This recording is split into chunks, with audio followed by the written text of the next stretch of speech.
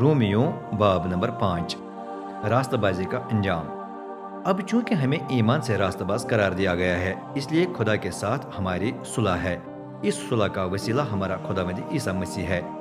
ہمارے ایمان لانے پر اس نے ہمیں فضل کے اس مقام تک پہنچایا جہاں ہم آج قائم ہیں، اور یوں ہم اس امید پر فخر کرتے ہیں کہ ہم خدا کے جلال میں شریک ہوں گے۔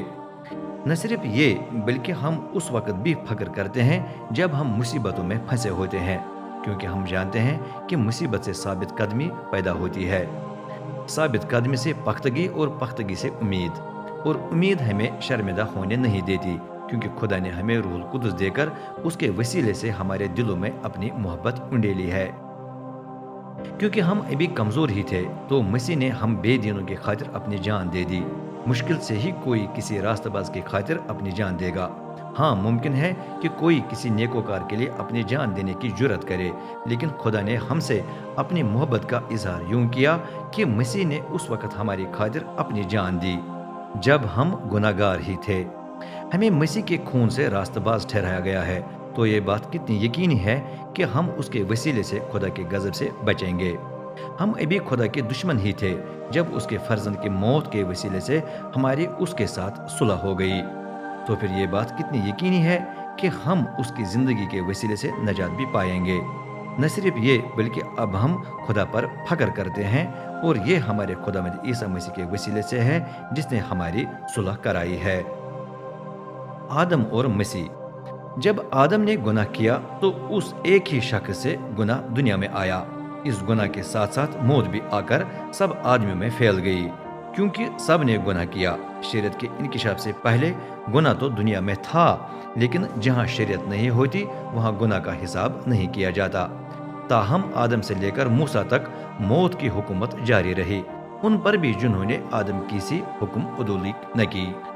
اب آدم آنے والے عیسیٰ مسیح کی طرف اشارہ تھا، لیکن ان دونوں میں بڑا فرق ہے۔ جو نعمت خدا مفت میں دیتا ہے وہ آدم کے گناہ سے مطابقت نہیں رکھتی، کیونکہ اس ایک شخص آدم کی خلاف ورزی سے بہت سے لوگ موت کے زد میں آ گئے، لیکن خدا کا فضل کہیں زیادہ مؤثر ہے۔ وہ مفت نعمت جو بہتوں کو اس ایک شخص عیسیٰ مسیح میں ملی ہے۔ ہاں، خدا کی اس نعمت اور آدم کے گناہ میں بہت فرق ہے۔ اس ایک شخص آدم کے گناہ کے نتیجے میں ہمیں تو مجرم قرار دیا گیا ہے، لیکن خدا کی مفت نعمت کا اثر یہ ہے کہ ہمیں راست باز قرار دیا جاتا ہے۔ گو ہم سے بے شمار گناہ سرزد ہوئے ہیں۔ اس ایک شخص آدم کے گناہ کے نتیجے میں موت سب پر حکومت کرنے لگی، لیکن اس ایک شخص عیسیٰ مسیح کا کام کتنا زیادہ مؤثر تھا۔